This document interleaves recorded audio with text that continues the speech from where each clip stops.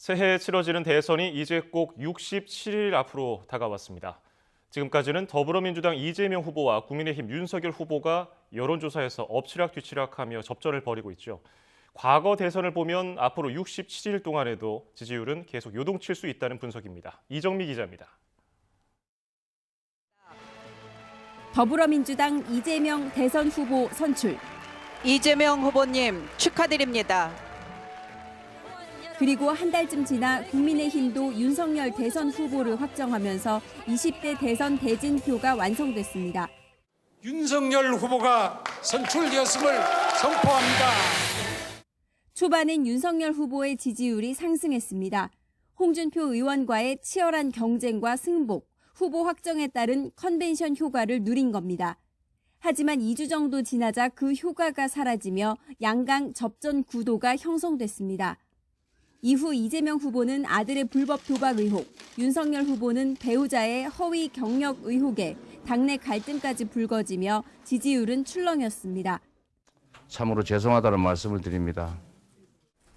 심려를 끼쳐드려 죄송합니다. 그러면서 제3의 후보인 국민의당 안철수 후보의 지지율이 꿈틀거리고 있습니다. 전체 추이를 보면 이재명 후보는 약간의 상승세를, 윤석열 후보는 최근 하락세를 보이고 있습니다. 앞으로 대선까지 남은 시간은 60여일. 5년 전 19대 대선 같은 시기 여론조사를 살펴봤습니다. 당시 문재인 후보는 32%였고 안철수 후보는 9%, 홍준표 후보는 1%에 불과했습니다. 그런데 한 달 만에 안 후보의 지지율이 급상승하며 문재인, 안철수 두 후보의 접전 양상으로 바뀌었습니다. 마지막 한 달에는 안 후보가 하락하고 홍준표 후보의 지지율이 급상승하며 2, 3위 접전이 펼쳐졌습니다. 18대 대선도 마찬가지였습니다. 대선 60여일을 앞둔 시점 당시 박근혜 후보는 40%, 안철수 후보 25%, 문재인 후보는 22%였습니다. 하지만 안철수, 문재인 후보의 지지율이 뒤바뀌었고 안 후보는 단일화를 거쳐 사퇴했습니다. 이후 문재인 후보의 지지율은 치솟았습니다. 최종 박근혜 후보가 당선되긴 했지만 문재인 후보와의 격차는 60여일 전 18%포인트가 아니라 3.6%포인트였습니다.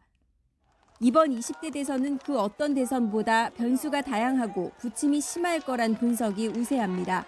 실제로 이재명 후보의 대장동 개발 의혹, 윤석열 후보의 가족 수사 등은 아직 매듭지어지지 않았습니다.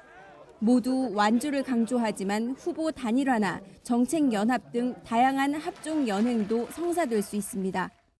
과거 대선이 보여주듯 60여일은 결코 짧은 시간이 아닙니다. 이번 대선에서도 추가로 제기되는 의혹과 해명, 실수, 그리고 지지 선언과 단일화, 토론 등을 거치며 지지율은 여러 차례 요동칠 가능성이 있습니다. YTN 이정미입니다.